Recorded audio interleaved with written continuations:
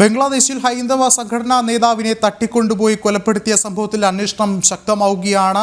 ബാബേഷ് ചന്ദ്ര റോയിയാണ് ഇന്ന് വീട്ടിൽ നിന്നും തട്ടിക്കൊണ്ടുപോയി അതിക്രൂരമായി കൊലപ്പെടുത്തിയത്. സംഭവത്തിൽ അക്രമികൾക്കെതിരെ ശക്തമായൊരു അന്വേഷണം ആരംഭിച്ചതായി പോലീസ് നേരത്തെ അറിയിച്ചിരുന്നു. ഒരുപക്ഷെ ഇപ്പോൾ ഈ ഒരു അന്വേഷണവുമായി ബന്ധപ്പെട്ടുള്ള ചില നിർണായക വിവരങ്ങൾ കൂടി പുറത്തു വരികയാണ്. കൂടുതൽ വിവരങ്ങളുമായി ജിഷ്ണു കൃഷ്ണൻ ചേരുന്നുണ്ട്. ജിഷ്ണു, എന്താണ് മറ്റു വിവരങ്ങൾ?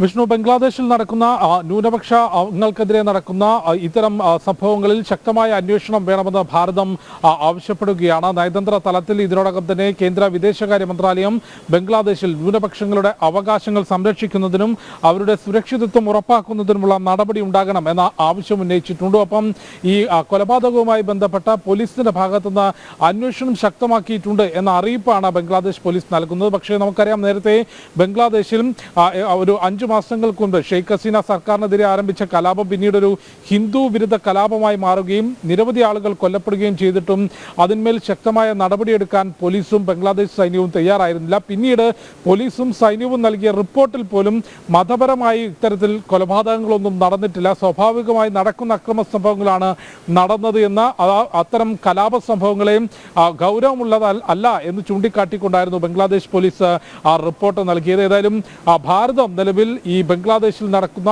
ന്യൂനപക്ഷങ്ങൾക്കെതിരെ നടക്കുന്ന അതിക്രമങ്ങൾക്കെതിരെ ശക്തമായ ശബ്ദമുയർത്തിയിട്ടുണ്ട്. ഇന്നലെയും ഇന്നുമായി കേന്ദ്ര വിദേശകാര്യ മന്ത്രാലയം ഈ വിഷയത്തിൽ രൂക്ഷമായ ഭാഷയിലാണ് ബംഗ്ലാദേശിനോട് ന്യൂനപക്ഷങ്ങളുടെ സംരക്ഷണം ഉറപ്പാക്കണം എന്ന് ആവശ്യപ്പെട്ടിട്ടുള്ളത്. കാരണം ബംഗ്ലാദേശ് വിമോചന സമരകാലത്ത് ബംഗ്ലാദേശിന്റെ രൂപീകരണ സമയത്ത് 20-ന് മുകളിൽ ഉണ്ടായിരുന്ന ഹിന്ദു ജനസംഖ്യ നിലവിൽ അത് 7% താഴേക്ക് എത്തിയിരിക്കുന്നു. ഒപ്പം മറ്റ് പാഴ്സി ഉൾപ്പെടെയുള്ള വിഭാഗങ്ങളിൽ ന്യൂനപക്ഷമായി ബംഗ്ലാദേശിൽ എത്തുമ്പോഴും നിലവിൽ ഇടക്കാല സർക്കാർ അധികാരത്തിൽ വന്നതിന് ശേഷവും ന്യൂനപക്ഷങ്ങൾക്കെതിരെയുള്ള അതിക്രമം തുടരുകയാണ്. ഇന്നലെയാണ് ബംഗ്ലാദേശിൽ ഈ പൂജ ഉത്പജൻ പരിഷത്തിന്റെ നേതാവായിട്ടുള്ള വടക്കൻ ബംഗ്ലാദേശിലെ ദിനാജ്പൂരിലെ ഹിന്ദു നേതാവ് ബാബേഷ് ചന്ദ്ര റോയിയെ വീട്ടിൽ നിന്ന് തട്ടിക്കൊണ്ടുപോയി അക്രമികൾ അതിക്രൂരമായി കൊലപ്പെടുത്തിയത്. ഇദ്ദേഹം അവിടെ ന്യൂനപക്ഷങ്ങളുടെ അവകാശങ്ങൾ സംരക്ഷിക്കുന്നതിനും അവകാശ സംരക്ഷണത്തിനു വേണ്ടിയുള്ള കൂട്ടായ്മകളും അതിനുവേണ്ടി സംസാരിക്കുകയും ചെയ്യുന്ന വ്യക്തിയാണ്. ഇദ്ദേഹത്തെയാണ് ഇത്തരത്തിൽ തട്ടിക്കൊണ്ടുപോയി ക്രൂരമായി മർദ്ദിച്ച് കൊലപ്പെടുത്തിയിട്ടുള്ളത്. കൂടാതെ ബംഗ്ലാദേശിൽ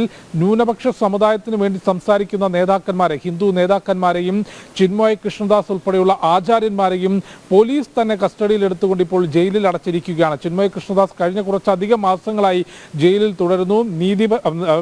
സാധാരണഗതിയിൽ ലഭിക്കേണ്ട നിയമസഹായം പോലും ലഭ്യമാക്കാത്ത രീതിയിലാണ് നിലവിൽ ഇടക്കാല ഭരണകൂടം മുൻപോട്ട് പോകുന്നത്. ഇതിനെതിരെ രൂക്ഷമായ വിമർശനമുയർന്നു. ഷെയ്ഖ് ഹസീന സർക്കാരിനെതിരെ തൊഴിൽ സംവരണവുമായി ബന്ധപ്പെട്ട് നടന്ന പ്രതിഷേധമായിരുന്നു. പിന്നീട് അവിടെ ജമാഅത്തെ ഇസ്ലാമിയും അതിന്റെ വിദ്യാർത്ഥി സംഘടനയും ആ പ്രതിഷേധത്തിന്റെ നേതൃത്വം ഏറ്റെടുക്കുകയും ആ പ്രതിഷേധം ഷെയ്ഖ് ഹസീന സർക്കാരിനെ അട്ടിമറിക്കാനുള്ള പ്രക്ഷോഭമാക്കി മാറ്റുകയും ഹിന്ദു വിരുദ്ധ കലാപമായി, അല്ലെങ്കിൽ ഹിന്ദു ഉൾപ്പെടെയുള്ള ന്യൂനപക്ഷങ്ങൾക്കെതിരെ അതിക്രൂരമായിട്ടുള്ള അതിക്രമങ്ങൾ അഴിച്ചുവിട്ടുകൊണ്ടുള്ള കലാപമായി മാറിയത്. അതിനുശേഷം മുഹമ്മദ് യൂനിസിന്റെ നേതൃത്വത്തിലുള്ള ഇടക്കാല സർക്കാർ ബംഗ്ലാദേശിൽ അധികാരത്തിൽ വന്നെങ്കിലും ഇത്തരത്തിൽ ന്യൂനപക്ഷ നേതാക്കൾക്കെതിരെയും ന്യൂനപക്ഷ അവകാശങ്ങൾക്ക് വേണ്ടി സംസാരിക്കുന്നവർക്കെതിരെയും ഇത്തരത്തിൽ കടുത്ത ക്രൂരത തുടരുകയാണ്. അതിന്റെ ഏറ്റവും ഒടുവിലത്തെ ഉദാഹരണമാണ് ഇപ്പോൾ ഈ ഹിന്ദു നേതാവിന്റെ കൊലപാതകം. ഇതിനെതിരെ ബംഗ്ലാദേശിന്റെ വിവിധ ഭാഗങ്ങളിൽ പ്രതിഷേധം ആരംഭിച്ചിട്ടുണ്ട്. ഒപ്പം ഭാരതം ഈ വിഷയത്തിൽ കടുത്ത ഭാഷയിൽ അതൃപ്തി രേഖപ്പെടുത്തിയിട്ടുണ്ട്. വിഷ്ണു, ശരി, ജിഷ്ണു ആണ് വിവരങ്ങൾ നൽകിയത്.